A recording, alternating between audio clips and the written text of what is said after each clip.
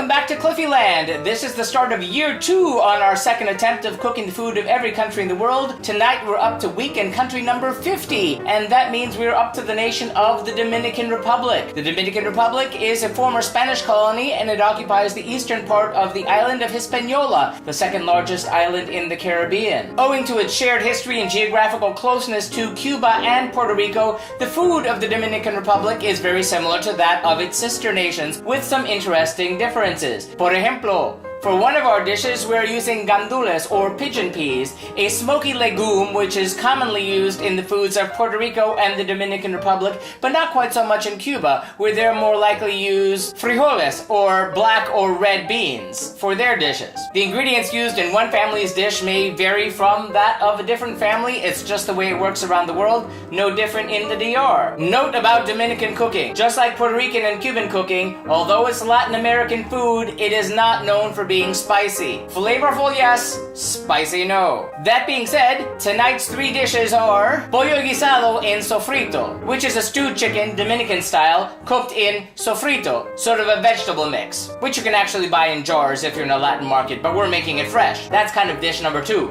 Sofrito. We are also making Gandules en Coco, which is the aforementioned pigeon peas in a coconut milk, and we're serving that with Arroz Blanco, which is white rice, not an unusual dish at all, but done in a slightly different manner that I'm used to making. Now, let's see how things went when we tried this last time around.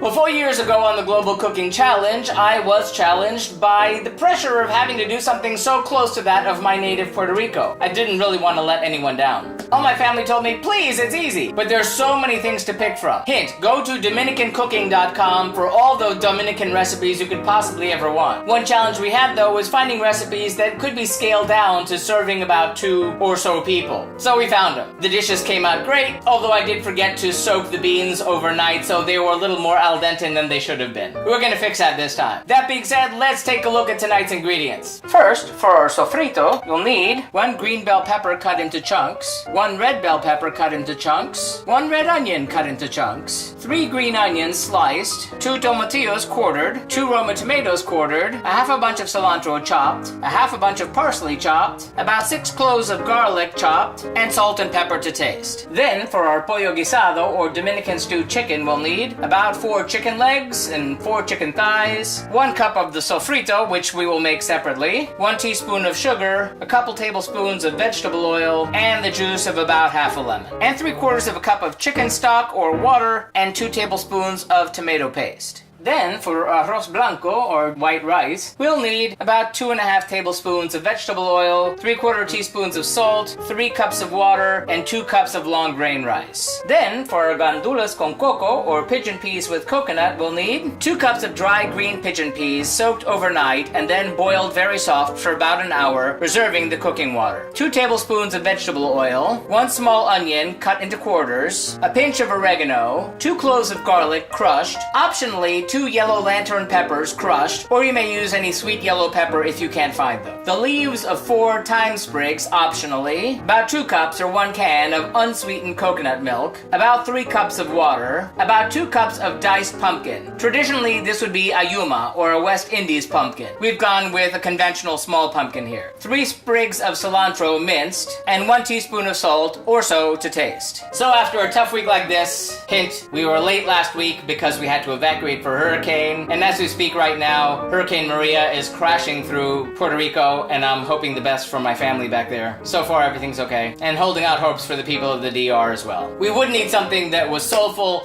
and not too much trouble. So, let's get cooking.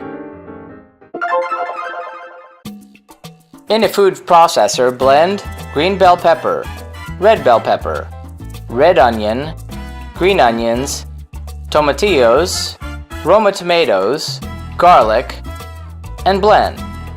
Last, add the cilantro and parsley. Blend, taste, season with salt and pepper, combine, and refrigerate.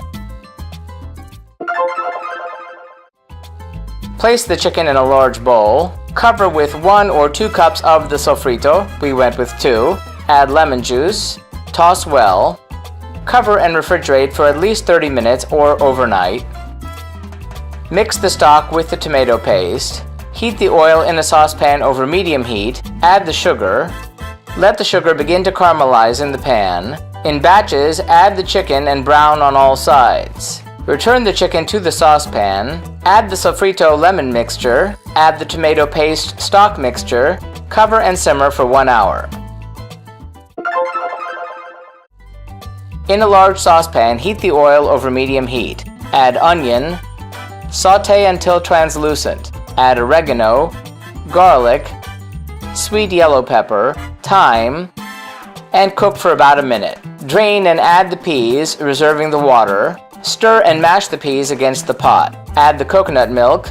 Add 3 cups of the liquid, the reserved peas water, and water if needed. Add the diced pumpkin. Boil over medium heat until creamy, about 20 minutes. Add the cilantro and salt.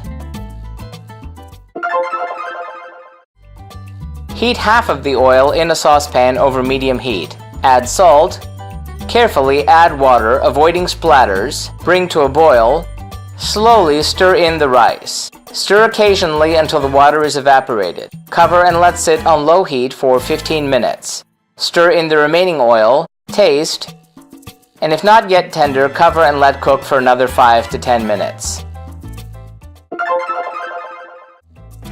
Make ramekin mounds of the rice. Plate the peas in bowls alongside. Plate servings of the chicken, wipe plates, and serve.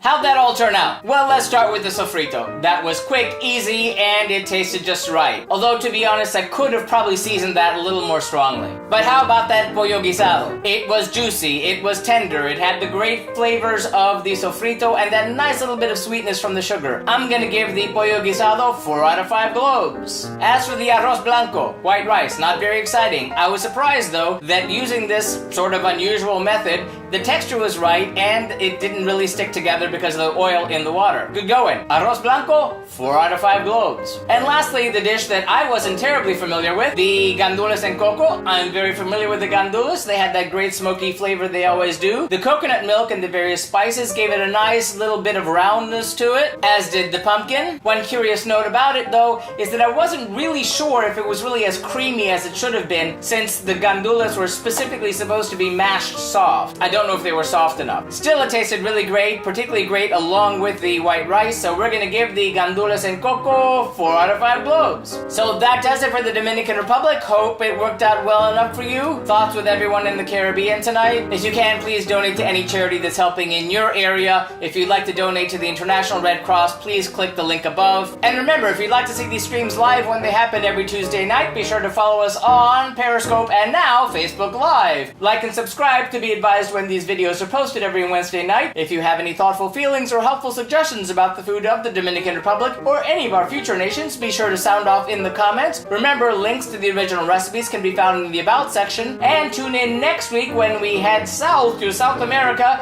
to have the food of Ecuador. It's going to be really good, trust me. Thanks for watching and happy eating!